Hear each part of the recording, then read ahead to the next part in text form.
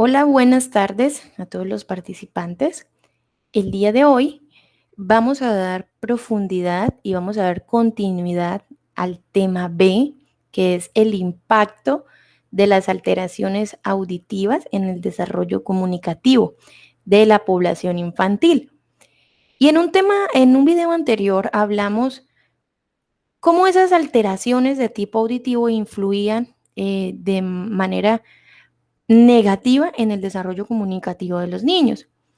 Incluso estuvimos abordando también los diferentes componentes o las diferentes habilidades que se van desarrollando teniendo en cuenta la edad madurativa de los niños y frente a su edad cronológica. Pero el día de hoy quiero que profundicemos acerca de cómo se da este desarrollo auditivo que es tan importante en el proceso de adquisición o en el proceso de desarrollo del lenguaje, ¿sí? Que abordemos desde que el niño nace, cómo va desarrollando y qué tipo de habilidades se desarrollan a nivel auditivo para poder desarrollar estos procesos y cuál es su influencia en el desarrollo del lenguaje. Entonces, para eso, vamos a iniciar, como bien lo dice la presentación, explicando un poco a qué se hace referencia cuando hablamos de desarrollo auditivo, de desarrollo del lenguaje y desarrollo de la comunicación. Y esto es bastante importante porque se considera como desarrollo aquellos procesos o aquellos comportamientos, aquellas actitudes que son típicos de un momento de desarrollo ontogénico, lo que llamaríamos como desarrollo madurativo frente a desarrollo cronológico, ¿sí? Que para esto existen también las escalas de desarrollo para decirnos, bueno, si tiene esta edad el niño, debe estar haciendo esto, esto y esto según el componente, porque a los niños los podemos evaluar desde diferentes componentes haciendo una mirada integral. ¿Sí? El desarrollo motor, desarrollo del lenguaje, desarrollo cognitivo, desarrollo socioafectivo, ¿vale? Y este desarrollo o estos comportamientos que son típicos de la edad demuestran también el surgimiento y el perfeccionamiento de ciertas habilidades. Y cuando hablamos de este desarrollo, tenemos que considerarlo que se da de forma espiral. Y de esa forma espiral, el niño logra realizar ensayos permanentes de sus habilidades mientras gana experticia en ellas, mientras logra mm, perfeccionarlas, mientras las integra y las desarrolla con mayor destreza, ¿cierto? Entonces, cuando hablamos del desarrollo auditivo, vamos a dividirlo en 5 fases.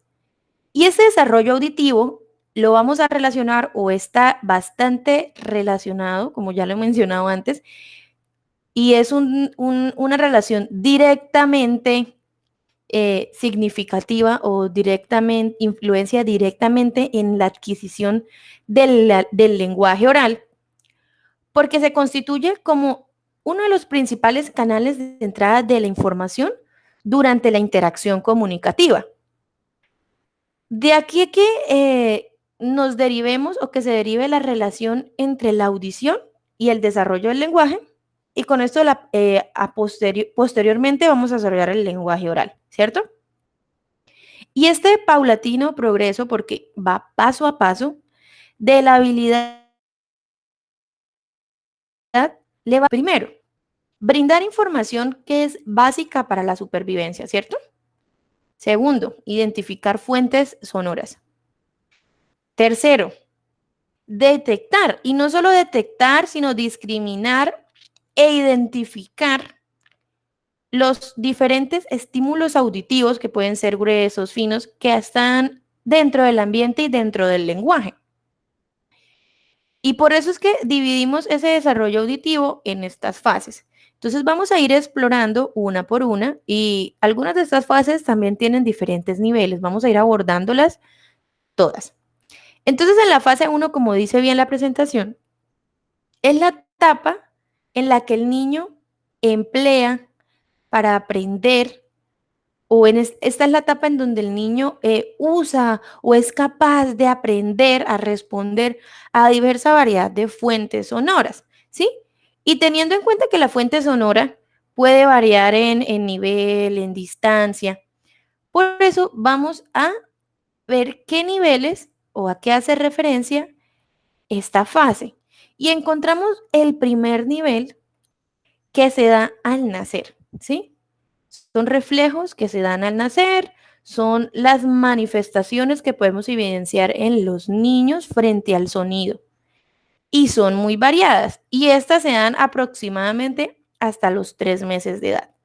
Entre esas respuestas que podemos encontrar ante el sonido, encontramos el reflejo cocleopalpebral, el reflejo de Moro, el asustarse, el sobresaltarse, el detenerse en la actividad o cese de la actividad. Encontramos también el reflejo de succión y los cambios en el funcionamiento habitual de los órganos, como aumento del ritmo cardíaco o la frecuencia respiratoria. Y es importante que tengamos en cuenta que este tipo de respuestas se dan en neonatos normooyentes, quienes al ser expuestos permanentemente a sonidos que están en el medio ambiente y a sonidos del lenguaje, comienzan a reaccionar variando el grado, ¿sí? El grado de atención que tengan estos sonidos. Y después de esto, pasamos a un segundo nivel. Y ese segundo nivel allí, como dice la presentación, nos habla acerca de la conciencia del sonido. ¿Pero a qué hace referencia esa conciencia del sonido? Bueno, el niño ya conoce un sonido presente, pero todavía no conoce la fuente, ¿sí? ¿Y cómo puede responder el niño ante eso? Entonces, bueno, puede responder señalando el oído por donde está escuchando, se lo toca, o realizando una expresión facial, buscando el sonido con sus ojitos, girando su cabeza. Y de ahí pasamos al nivel 3, que es la localización ya de la fuente sonora. Entonces, en este nivel, el niño ya puede ubicar la fuente del sonido. Y además de ubicar la fuente de sonido, puede volverse hacia la fuente sonora, puede mirar, puede buscar con su mirada, perdón, puede dirigirse hacia ella. Y esta localización del sonido va a depender de la integración del sistema auditivo con el sistema básico de orientación y con el sistema visual. Por eso todos esos sistemas se complementan, ¿vale? Y rápidamente, para contarles un poco cómo es ese desarrollo de la ubicación de la fuente sonora desde el nacimiento hasta más o menos los 2 años, vamos a encontrar que desde el nacimiento hasta los 4 meses, el lactante despierta, ¿sí? Despierta porque percibe o puede despertarse al percibir señales sonoras superiores a 90 decibeles en un ambiente, ¿sí? En un ambiente que sea ruidoso. Y cuando estamos en silencio, en un ambiente sin ruido, puede despertarse por estas señales que pueden variar entre los 70 y los 90 decibeles. Entonces ahí ya tenemos un primer indicador de la localización de la fuente sonora, la está identificando. De los 4 meses a los 6 meses, ya inicia los giros de su cabecita, empieza a girar la cabeza. Y también empieza a mover sus ojitos, ¿sí? Buscando esa fuente del sonido. Ya presta más atención a la voz de la mamá, ¿sí? Reacciona al nombre. No significa que ya identifique su nombre, no, sino que al llamado, como nosotros hablamos entre unos 15 y 20 decibeles, va a reaccionar ante ese llamado, va a responder a la señal, ¿sí? Y va a buscarlo a través de mover su cabecita o de mover sus ojitos. Entre los 7 y los 9 meses ya realiza la localización más directa, ¿sí? Cuando lo tiene al lado. Y la hace más directa cuando está en un nivel inferior la fuente del sonido. y ya empieza a percibirlos entre 30 y 40 decibeles. Entre los 9 meses y el año, ya realiza la localización directa del sonido al lado inferior a una intensidad de 25 a 35 decibeles, ¿sí? Y entre los 13 y los 15 meses ya realiza la localización tanto de forma directa, cuando está al lado, cuando está en diferentes posiciones, y de forma indirecta hacia arriba. Responde a la voz humana a 3 decibeles en intensidad baja y ya empieza a inhibir respuestas de acuerdo a los estímulos ambientales. Entre los 15 y los 18 meses ya realiza la localización indirecta en un plano superior, o sea, arriba. La localización directa ya la maneja en todos los planos a una intensidad entre 25 y 30 decibeles. Y alrededor de los 18 meses hasta los 2 años, ya realiza la localización directa e indirecta en todos los lados o los planos y todos los ángulos. Y de ahí, a partir de esa localización de la fuente sonora que es tan importante en el desarrollo auditivo, llegamos a un nivel 4 que es la audición a distancia. Entonces, ¿qué quiere decir esto? Que el niño ya oye sonidos y amplía la distancia, puede localizar el sonido cuando está un poco más lejos, la fuente sonora, correr hacia ellos. Y el nivel 5, que es la audición en diferentes niveles. Es decir, que todos los sonidos que se escuchan, que normalmente tienen un timbre característico, ya los va a empezar a identificar, y no solamente la fuente sonora, sino que va a identificar ese timbre característico, ¿sí? Y gran parte de la conversación normal, cuando nosotros estamos hablando, esa conversación es reflejada incluso en el ambiente. Entonces él va a ser parte de esos estímulos, los va a percibir, los va a identificar, los va a localizar, ¿vale? Esto quiere decir que si yo estoy hablando en una habitación y mi hijo está en otra, él, a pesar de que no esté en el lugar donde se está produciendo el sonido, va a empezar a identificarlos, los va a discriminar, ¿sí? Ya oye los sonidos a pesar de que no esté presente en ese lugar. Y vamos entonces hacia la fase 2. Y en la fase 2 ya encontramos que es la asociación y la discriminación ambiental gruesa, ¿sí? Entonces, el niño en esta fase ya puede asociar el sonido con el objeto y puede responder identificando el sonido, ¿sí? Durante este desarrollo auditivo, se busca que el niño asocie un objeto con los sonidos que emite y posteriormente que los diferencie, que diferencie dos o más sonidos producidos por objetos de la vida diaria. Y en este momento el niño inicia el desarrollo de los aspectos suprasegmentales, que son las variaciones de la voz, los aspectos que van acompañando las expresiones del lenguaje y que poseen un valor altísimo en el significado.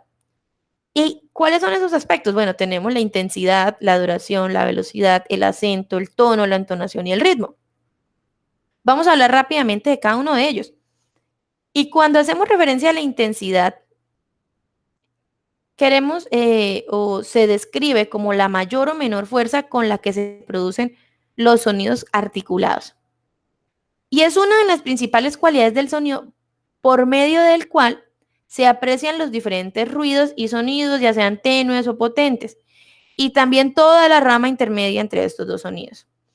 Entonces hay intensidad diferente en el sonido de un avión, en el sonido de una grabadora, ¿sí? Depende la intensidad del sonido. Y tenemos también la duración, que es el tiempo de emisión de un sonido, si es corto o largo. Por ejemplo, el sonido de una aspiradora, el sonido del golpe de una puerta, un aplauso. Al hablar de la velocidad, hacemos referencia o es esa relación esa relación que hay entre el sonido emitido y el tiempo empleado para hacerlo, ya sea rápido o lento. Un ejemplo de esto puede ser el sonido de una maraca, que es golpeada de forma rápida, y el sonido de una maraca, que es golpeada de forma lenta, a pesar de ser el mismo objeto. El acento. Cuando hablamos de acento, nos referimos a la máxima intensidad o el mayor golpe de voz con que podemos pronunciar una sílaba determinada en cada palabra. Por ejemplo, la palabra papá es diferente de la palabra papa, ¿sí? ¿Por qué? Porque en la primera, o sea, en papá, la sílaba con acento es la última, identificada con una regla ortográfica que es la tilde. Y en la segunda palabra, la sílaba acentuada es la penúltima. Papá. ¿Listo? Encontramos otro aspecto suprasegmental que es el tono. Y el tono es esa sensación correspondiente a la frecuencia del sonido, ya sea grave o agudo. Un ejemplo de esto podría ser también el sonido de un tambor y el sonido de una flauta. Encontramos también la entonación, que es esa musicalidad que cada persona logra poner en la cadena hablada, ¿sí? ¿Cómo lo hace? Mediante la combinación de diferentes tonos, altos, bajos, medios. Y esa entonación es un aspecto prosódico que permite distinguir una lengua de otra.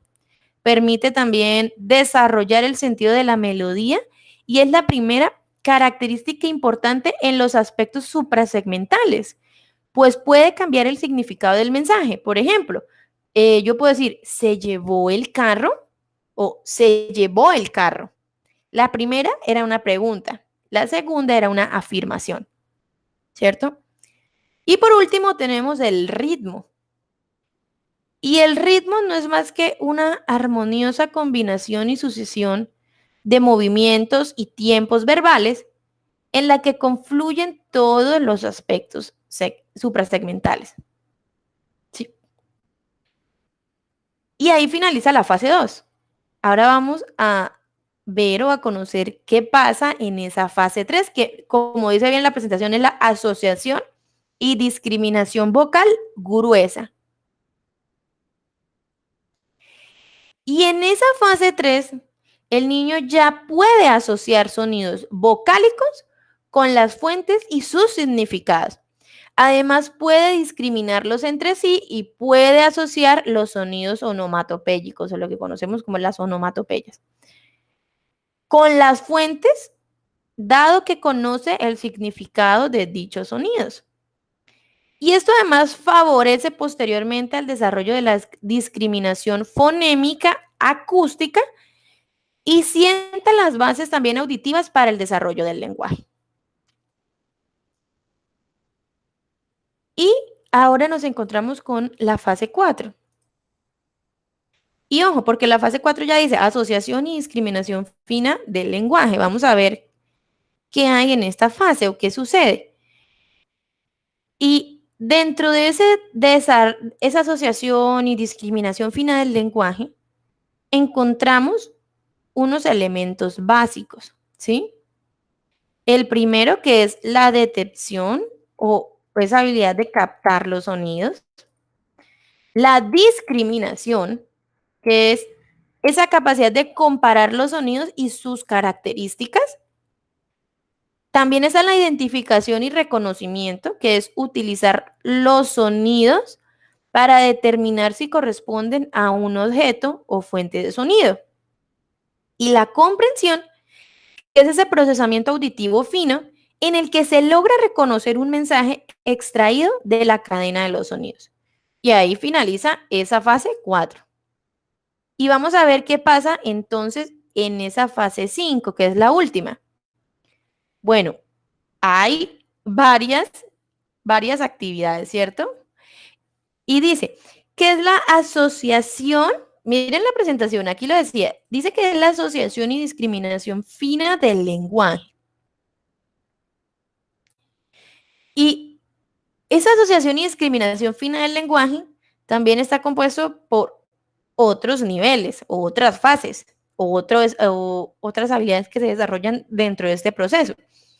El primero, ¿cuál es? La discriminación fonética acústica de palabras, de frases, de oraciones en el discurso contado. Luego seguimos con la discriminación fonética acústica de las vocales aisladas. Ya aparecen las secuencias vocálicas de 2 y 3 elementos, las consonantes, las secuencias consonánticas. Y aquí es muy importante porque el niño ya logra o ya puede hacer esas asociaciones y esas discriminaciones fonemáticas, ya sea que las haga por imitación, por señalamiento del objeto después de escuchar la palabra o respondiendo correctamente a la palabra, ¿sí?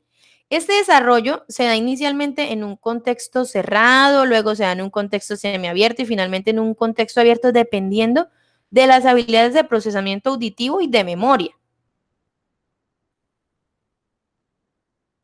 Y hay que tener claro que también el desarrollo de esas habilidades incluye, por ejemplo, la atención auditiva, ¿sí? Aquí la atención auditiva es el inicio de ese análisis o de la identificación de los elementos repetitivos y nuevos en una estructura auditiva. También ya empieza a desarrollar estrategias de ingreso de la información que llevan a los procesos de memoria inmediata. Aparece otro proceso que sí está acá, que es el análisis de semejanzas y las diferencias auditivas, la identificación de estructuras complejas y simples, el seguimiento de ritmos y canciones donde hay discriminación fina del lenguaje, el manejo de la figura fondo auditivo, el análisis y síntesis auditivo, los cierres, las anticipaciones auditivas que son básicas para la adquisición de la lengua escrita y el desarrollo de habilidades finas específicamente relacionadas con su rol cultural. Y encontramos ahora, bueno, ahí acabamos de ver todas las fases del desarrollo auditivo y las habilidades que se desarrollan en cada fase, ¿cierto? Entonces hablemos ahora de la importancia del desarrollo de la comunicación y cómo se da este proceso, que también es muy importante en el proceso de identificación temprana de signos, de signos de alarma en los niños, ¿cierto? Conocer cuáles son esos hitos del desarrollo. Y además del desarrollo auditivo y lingüístico, hay que reconocer la importancia de la comunicación a través de esa integración de varias habilidades que se ponen en marcha, que empiezan a funcionar cuando el ser humano interactúa. Durante la interacción es que se dan esas habilidades. Y para lograr que un desarrollo comunicativo sea integral, hace falta o es necesario o es importante que tengamos en cuenta la articulación de los diferentes sistemas de entrada de la información, ¿cierto? Entonces vamos a ver cuáles son esos sistemas de entrada de la información. Tenemos el auditivo, el visual, el propioceptivo, el táctil y ahí nos falta uno muy importante que es el somatosensorial. Y estos diferentes sistemas de entrada que permiten que a través de la percepción, a través de los diferentes sentidos, ingrese esa información y podamos darle significado al mundo, gracias a esa habilidad que como humanos tenemos de integrar los estímulos y dotarlos de una estructura, asociarlos a nuestro contexto inmediato, ¿cierto? Y vamos a ver cada uno de estos sistemas a qué hace referencia. Y cuando hablamos del sistema visual, este es el que nos va a permitir o el que nos permite la decodificación de los estímulos visuales, de los estímulos gráficos, de los objetos reales.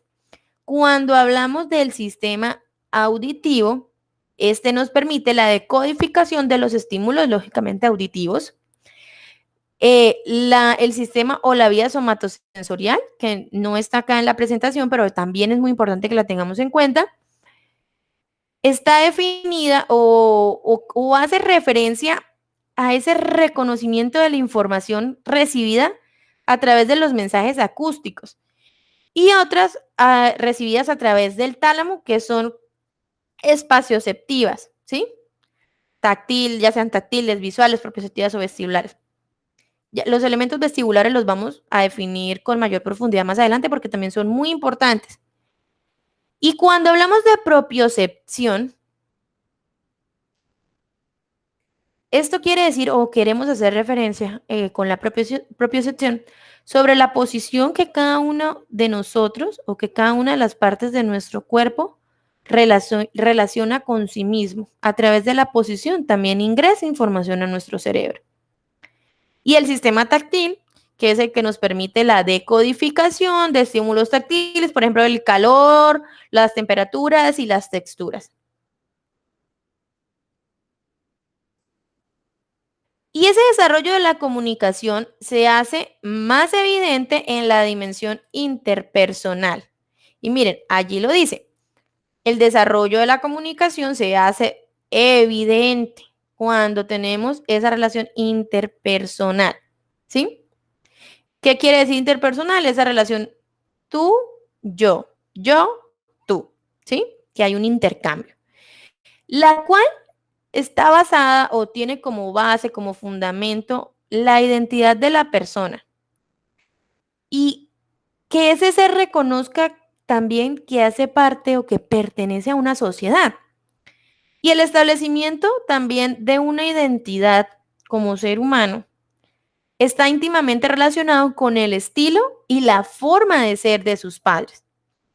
Esta dimensión interpersonal también es vista o podemos verla como la puesta en escena de la relación comunicativa en los diferentes microcontextos, en donde es necesario que seleccionemos el código, las formas de compartir la información, la carga informativa, los recursos lingüísticos disponibles, ¿sí? Que la persona sea consciente de su capacidad tanto de comprender y expresar mensajes dentro de espacios socioculturales específicos, recurriendo a sus habilidades comunicativas, a sus actitudes frente a la comunicación, al conocimiento que tenga frente a su lengua, a ese rol sociocultural que desempeña y las diferentes experiencias lingüísticas que ha construido a partir de las oportunidades brindadas por el contexto, ¿cierto? Ah, bueno, aquí me pasé al desarrollo vestibular. Pero también es importante que tengamos en cuenta que estas habilidades comunicativas podemos o pueden ser observadas en términos de habilidades verbales y no verbales. Y en estas últimas, en las no verbales, es donde el niño tiene su mayor fortaleza y que al ser estimuladas por el entorno le permite desarrollarlas a través de la interacción y así acceder a una lengua, desarrollando su competencia comunicativa, ¿sí? Y esa competencia comunicativa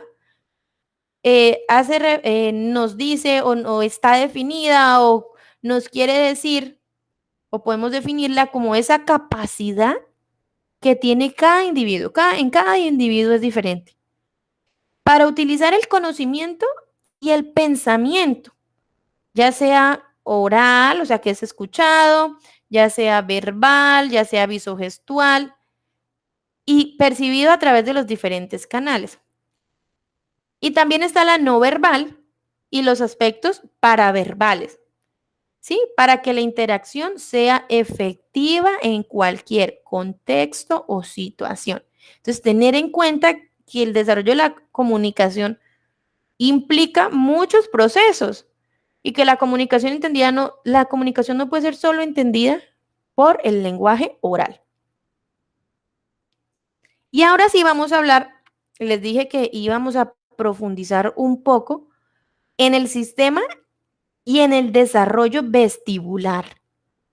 Y miren, allí dice, la función vestibular es básica, es muy importante en el desarrollo de los niños. Y ese desarrollo vestibular se presenta de manera específica en los diferentes aspectos que deben considerarse a nivel vestibular y que tienen una alta implicación en el desarrollo integral del niño para tener una plena relación con el desarrollo tanto lingüístico como auditivo, ¿sí?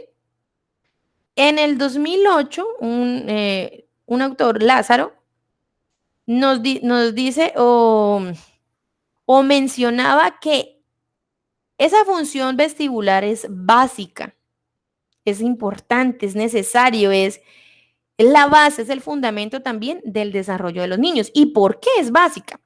Bueno, en un primer nivel encontramos la importancia de las sensaciones táctiles y las propioceptivas.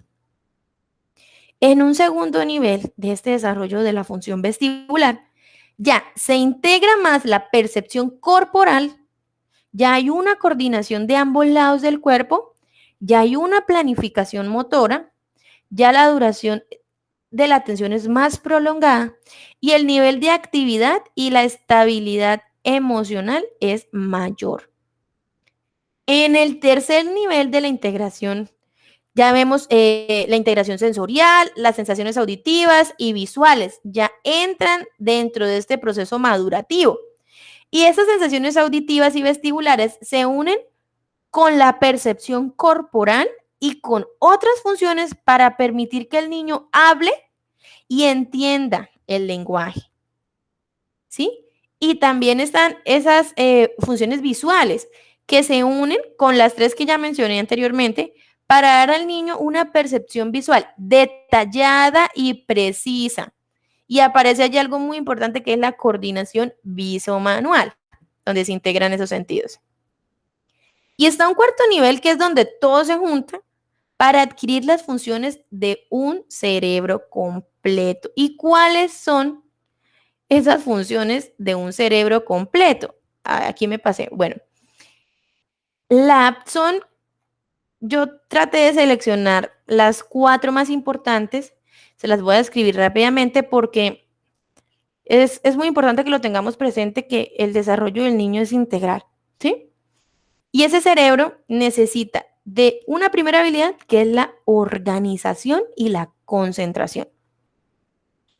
Y cuando los niños tienen habilidades de organización limitadas, van a tener dificultades o van a batallar para manejar la información de un modo efectivo y lógico, ¿sí? Entonces, ¿qué signos podemos encontrar en niños con dificultades en la organización? Que con frecuencia van a tener problemas para establecer prioridades, para hacer planes, para concentrarse en tareas y para terminarlas. Y estas habilidades pasan a ser más importantes a medida que el niño avanza a nivel escolar, que avanza de grado.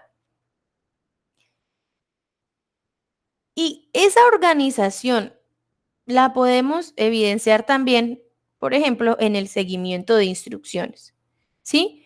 Cuando un niño sigue una instrucción, requiere que se hagan varias cosas al tiempo. Primero, concentrarse en lo que necesita hacer. Y segundo, idear el plan para hacerlo. Y esos dos pasos exigen organización y planificación mental. Y cuando el niño entra a la etapa escolar, pues ya necesita mucho más esta organización porque ya en los procesos de lectura y de escritura necesitamos o el niño necesita organizar esa información a nivel cerebral. Por ejemplo, para que un niño lea un libro y escriba, ¿qué necesita hacer?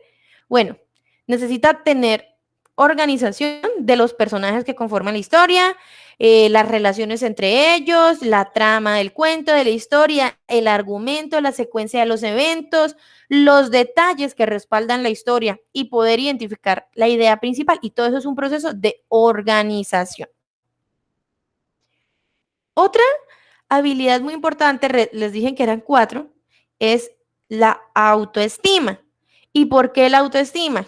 ¿Cuál es su importancia también en el desarrollo integral del niño? Bueno, porque tener autoestima adecuada es fundamental para el desarrollo de cualquier persona, de cualquier niño. De hecho, una buena autoestima no solo mejora el estado emocional del niño, sino también sus relaciones sociales y potencia su desarrollo cognitivo, ¿sí? Esa autoestima influye en la capacidad de los niños para afrontar nuevos retos, para desarrollar diferentes habilidades y para ser autosuficientes. Encontramos, eran 4, vamos en 2. La tercera sería el autocontrol, que también es muy importante. Y el autocontrol puede parecer algo sencillo, pero en realidad es una destreza complicada. Y para los niños más aún, de hecho, Forma parte de un grupo de habilidades que permite a los niños manejar sus pensamientos, emociones, para así poder realizar las cosas. Algunos autores las llaman funciones ejecutivas a este grupo de destrezas, ¿sí? Y dentro del autocontrol encontramos las capacidades de los niños para controlar los impulsos, controlar las emociones, controlar los movimientos. Y ese autocontrol se desarrolla solo con el tiempo y empieza a formarse desde muy temprana edad y continúa hasta que la persona tiene alrededor de 20 años. Y ahora sí vamos a tener en cuenta las características del desarrollo vestibular y vamos a irlo viendo por edades. Y el desarrollo de estas funciones es muy importante que lo tengamos presente porque se encuentra integrado evolutivamente, ¿sí? Lo que puede significar que el cerebro del niño procesa cada nivel de integración sensorial durante toda la infancia. Entonces, cuando el niño tiene 2 meses, ¿qué pasa a nivel vestibular? Bueno, ya el sistema nervioso opera principalmente en el primer nivel de integración, un poco menos en el primer nivel y un poco menos en el tercer nivel. A los 12 meses, el primer y segundo nivel son bastante importantes, mientras que el tercer nivel de desarrollo vestibular empieza a hacerlo un poco más. A los 3 años, encontramos también que ese nivel de desarrollo vestibular, tanto el primer y segundo nivel, son más importantes que el tercer nivel. Y a los 6 años, ya el primer nivel de desarrollo vestibular está completo, el segundo está casi completo, el tercero todavía está activo y el cuarto empieza a ser más importante. Entendiendo eso que el niño empieza a aprender las mismas cosas una y otra vez. Primero el gateo, después el andado, después más tarde montar bicicleta, ¿sí? Además que hay una unión íntima entre la postura y el equilibrio, es decir, el equilibrio postural humano que aparece como resultado de distintas integraciones senso-perceptivas motrices, en buena medida conduce a un aprendizaje en general y al aprendizaje propio de la especie humana en particular, ¿cierto? Y ahí tenemos entonces ese desarrollo de ese sistema vestibular y la importancia y la connotación que ese desarrollo, ese sistema vestibular tiene en otras habilidades que fueron las que le mencioné muy importantes para el desarrollo integral del niño. Y quería aclarar la importancia del factor psicolingüístico y el factor sociolingüístico en el desarrollo comunicativo. El primero, el psicolingüístico, ¿por qué? Porque ese proceso de comunicación integra varios procesos que pueden explicarse de manera detallada por la psicolingüística, ¿sí? Los procesos de percepción, de recepción auditiva, la decodificación de la información lingüística, la codificación de un mensaje y la producción del mismo. Todo puede ser detallado. Y estos procesos integran una gran variedad de actividades de análisis y síntesis auditiva, fonética, fonológica, léxica, sintáctica, semántica y pragmática, que explican cómo el individuo es capaz de desempeñarse efectiva y eficientemente durante una comunicación. Además que diferentes posturas teóricas han explicado los desarrollos de las habilidades y procesos a los que se enfrenta el ser humano para lograr esa experticia o esa maestría en la adquisición del lenguaje y su puesta en marcha durante un momento de la comunicación, durante un momento específico. También se asume o se podría asumir que valorar la comunicación implica que reconozcamos una serie de procesos que están interrelacionados, que están conectados entre sí y que van desde la entrada de la información y su interpretación, o sea, la comprensión, hasta la planificación y la producción de un mensaje, ya sea oral o no verbal, ¿sí? Que sería la expresión. Y podrían adoptarse también algunas perspectivas también desde la psicolingüística para abordar el concepto del lenguaje como esa herramienta que permite la interacción comunicativa, ¿sí? entendiendo los dos grandes subprocesos del lenguaje, la comprensión y la expresión. ¿Y por qué el factor sociolingüístico? Porque es un elemento de análisis dentro del desarrollo humano. ¿Qué cosa? El reconocer cómo se relaciona con su contexto cultural, institucional o histórico. Y es tan importante el aspecto que hace muchos años, en los años 80, Luria planteaba que no hay que buscar los orígenes de la actividad consciente y la consulta categórica en las depresiones del cerebro humano o en las profundidades de su espíritu, sino en las condiciones externas de vida, en las relaciones sociohistóricas y culturales. Y en este aspecto se constituye un eje fundamental del desarrollo humano, donde los diferentes fenómenos sociales nos van a permitir generar un análisis del funcionamiento psíquico de cada individuo, ¿sí? Y en ese desarrollo, en el desarrollo humano, el lenguaje se constituye un medio de comunicación que permite a los individuos interactuar y que coordinen sus acciones para obtener cada uno de ellos una determinada meta donde el éxito está dado por las habilidades como participante en el medio sociocultural. En esa intención comunicativa se ponen en juego todas las reglas y todas las habilidades y todos los elementos constituyentes. Ahí finalizamos este tema. Es realmente el desarrollo del lenguaje, teniendo en cuenta los diferentes enfoques, es bastante amplio. Traté de abordar, digamos, los que considero que son más importantes. Recordemos entonces que vimos el desarrollo auditivo según las etapas, según las diferentes fases y lo que se desarrolla en cada una de ellas. Vimos la importancia también del desarrollo vestibular y las habilidades que están asociadas a ese desarrollo vestibular y el lenguaje según el enfoque sociolingüístico y psicolingüístico. Espero que hayamos aprendido mucho y nos vemos en un próximo tema.